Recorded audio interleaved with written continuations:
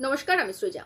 আজকে 8ই জুলাই। আজকে আমাদের প্রাক্তন মুখ্যমন্ত্রী জ্যোতি বসুর জন্মদিন। এই কথা আর নতুন করে কাউকে মনে করিয়ে দিতে হবে না। এই রাজ্যের প্রতিটি মানুষ সেটা মনে রাখতে পারেন। কিন্তু এই আজকের দিনটাকে, জ্যোতিবাবুর জন্মদিনটাকে কেন্দ্র করে রাজ্য রাজনীতিতে অদ্ভুত টানাপোড়েন চলছে। কি সেই টানাপোড়েন? আমরা যদি একটুখানি মনে করে দেখি তাহলে দেখবো মাত্র 2 দিন আগে রাজ্য সভাপতি হওয়ার পরে শ্রমিক ভট্টাচার্য হঠাৎ করেই জ্যোতি বসুর প্রশংসায় একেবারে পঞ্চমুখ হয়ে গিয়েছিলেন। জ্যোতি বসু কত বড় মাপের রাজনৈতিক ব্যক্তিত্ব ছিলেন, কত বড় জননেতা ছিলেন, তা বিস্তারিতভাবে আলোচনা তো করেইছেন। তার সঙ্গে এ রাজ্যের যে বাম ভোট আছে তাদেরকে আহ্বান জানিয়েছেন তারা যেন বিজেপিতে ভোট দেয়। অর্থাৎ তার প্রজেকশন ছিল যে বিজেপি আর বাম একসঙ্গে মিলে নাকি তৃণমূলকে হারাবে। অন্যদিকে আজকে যদি আমরা দেখি তাহলে দেখবো তৃণমূল কংগ্রেসের পক্ষ থেকে, মানে মমতা ব্যানার্জি থেকে শুরু করে ফিরহাদ হাকিম থেকে শুরু করে কুণাল ঘোষ, সকলেই জ্যোতিবাবুকে আজকে জন্মদিনে শ্রদ্ধা তো জানাচ্ছেনই, তার সঙ্গে জ্যোতিবাবুর প্রশংসায় একেবারে পঞ্চমুখ। কুণাল ঘোষ তো আরো এক কাঠি এগিয়ে একেবারে জ্যোতিবাবুর সঙ্গে সাংবাদিকতায় তিনি কোন সাফল্যের চূড়ায় পৌঁছেছিলেন তার বিস্তারিত আলোচনা করছেন। কিন্তু কেন, কি হলো হঠাৎ করে এই বিজেপি আর তৃণমূল হঠাৎ করে এ রাজ্যের রাজনীতিতে জ্যোতিবাবুকে আঁকড়ে ধরে কেন প্রাসঙ্গিকতায় ফিরতে চাইছেন? এই দুটো রাজনৈতিক দলের দেউলিয়াপনা কোথায় গিয়ে পৌঁছেছে যে একটা বিপরীত দলের, বিরোধী দলের নেতাকে আঁকড়ে ধরে তাদেরকে প্রাসঙ্গিক হতে হচ্ছে এ রাজ্যের রাজ্য রাজনীতিতে? আসুন সেটা নিয়ে একটু আলোচনা করি। এ রাজ্যের রাজ্য রাজনীতি নিয়ে আলোচনা করার আগে আমরা একটুখানি জ্যোতিবাবুর কথা মনে করি। জ্যোতিবাবু এই বিজেপি এবং তৃণমূল সম্পর্কে কি বলেছিলেন? জ্যোতিবাবু বিজেপি সম্পর্কে বলেছিলেন যে বিজেপি একটা অসভ্য বর্বরের দল। চূড়ান্তভাবে বিজেপিকে ঘৃণা করতেন জ্যোতিবাবু। এরকম নয় যে বিজেপি একথা জানে না, কিন্তু তারপরেও তারা জ্যোতিবাবুকে পঞ্চমুখে প্রশংসা করছেন। জ্যোতিবাবু কত বড় মাপের রাজনৈতিক ব্যক্তিত্ব ছিল সেটা জানতেন। কেন?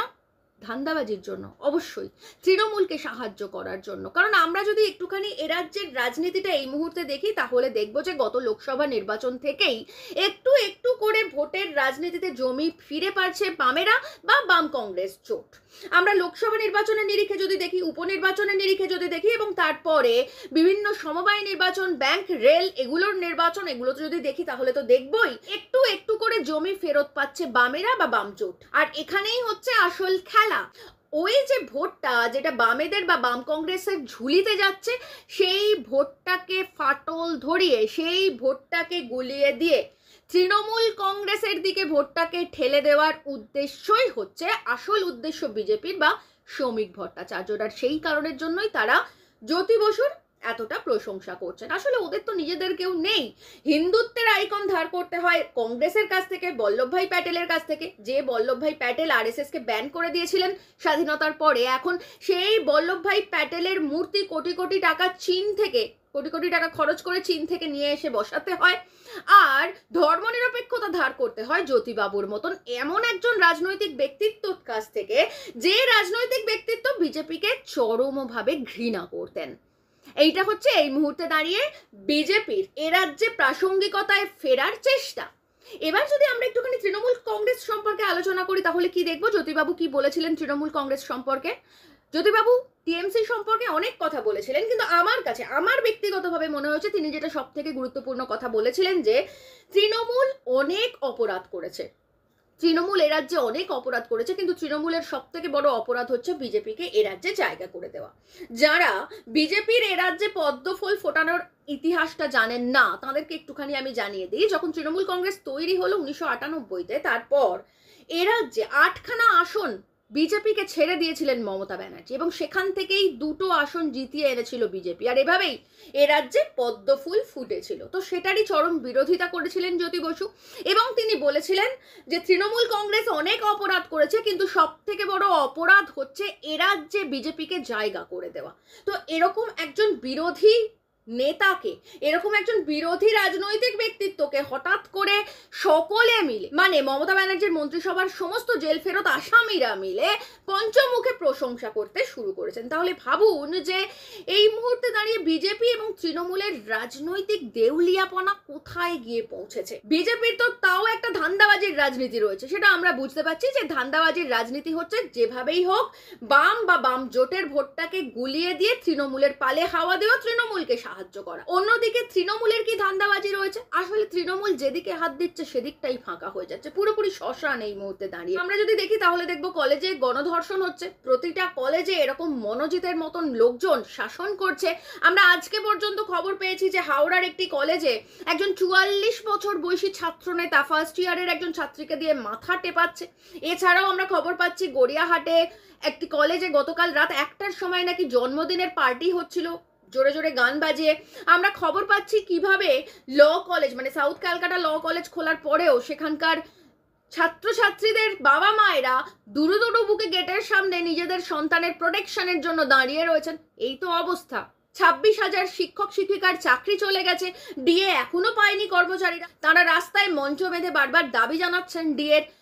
আর এর মধ্যে যদি টেটের রেজাল্টটা বেরোয় তাহলে সে যে একটা কি ভয়াবহ পরিস্থিতি সৃষ্টি হবে এই রাজ্যের, সেটা আর নতুন করে বলার কোনো অপেক্ষা রাখে না। অর্থাৎ সব দিক থেকে চূড়ান্তভাবে ফেলিওর মমতা ব্যানার্জি। তো এই মুহূর্তে দাঁড়িয়ে উনি বুঝতে পারছেন যে রাজ্য রাজনীতিতে একটু একটু করে ওনার প্রাসঙ্গিকতা একেবারে শেষ হয়ে যাচ্ছে, একটু একটু করে একেবারে পাঁকের ভিতর ডুবে যাচ্ছেন উনি। তাহলে এখন কি করবেন? খড়কুটোর মতন আঁকড়ে ধরছেন জ্যোতি বসুকে। অর্থাৎ এই বিজেপি এবং তৃণমূলের রাজনৈতিক আদর্শ একেবারে জিরো। বিজেপির তো তাও কিছু রাজনৈতিক আদর্শ রয়েছে, যেটা অত্যন্ত কদর্য নোংরা রাজনৈতিক আদর্শ, কিন্তু তাও রয়েছে। একটা হিন্দুত্ববাদী পরিকাঠামো রয়েছে, একটা হিন্দুত্ববাদী আদর্শের পরিকাঠামো রয়েছে, আমরা ধরে নিলাম। কিন্তু তৃণমূলের কোনো রাজনৈতিক পরিকাঠামো নেই। তৃণমূলের হচ্ছে ফেলো করি মাখো তেল। ওই যে বেঙ্গল মিন্স বিজনেস বলে না, actually business is doing by Didi. Mamata Banerjee হচ্ছে আসল বিজনেসম্যান। 75 এবং 25% ভাগের বিজনেস করে যাচ্ছেন গত 15 বছর ধরে এই রাজ্যে। আর এটা করতে গিয়ে উনি যে একেবারে প্রাসঙ্গিকতা হারিয়ে ফেলছেন সেটা বুঝতে পারছেন। আর সেই কারণের জন্য জ্যোতি বসুকে এখন ওনাকে আঁকড়ে ধরতে হচ্ছে। জ্যোতি বসুকে আঁকড়ে ধরে ওনার মন্ত্রিসভার সমস্ত চোররা জ্যোতিবাবুকে আঁকড়ে ধরে এ রাজ্যে প্রাসঙ্গিকতা ফিরে পাওয়ার চেষ্টা করছে। আপনারা একটুখানি ভেবে দেখুন যে বিধানের রায়, তিনিও তো অনেক বড় মাপের নেতা ছিলেন। এ রাজ্যে অসংখ্য অবদানও রয়েছে বিধানচন্দ্র রায়ের, কিন্তু বামেদের কোনোদিন দেখেছেন বিধানচন্দ্র রায়ের নামে প্রশংসা করে ভোট চাইতে? ভোটের আগে বিধানচন্দ্র রায়ের নামে প্রশংসা করতে? না, দেখবেন না, কখনো দেখবেন না। কেন দেখবেন না? কারণ বামেদের একটা নির্দিষ্ট রাজনীতি রয়েছে, বামেদের একটা নির্দিষ্ট আদর্শ রয়েছে, বামেদের একটা নির্দিষ্ট নীতি রয়েছে।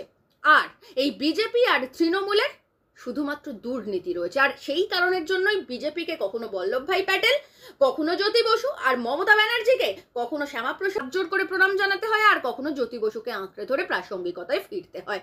তাই এই রাজ্যের রাজনীতিতে যা কিছু দুর্নীতি হচ্ছে, যা কিছু সমস্যা হচ্ছে, যেভাবে পাকে তলিয়ে যাচ্ছে গোটা রাজ্যটা, তার প্রতিটার পিছনে এই দুই ফুল সমানভাবে দায়ী। তাই বিজেপি এবং তৃণমূলকে সর্বাত্মকরণে বয়কট করুন।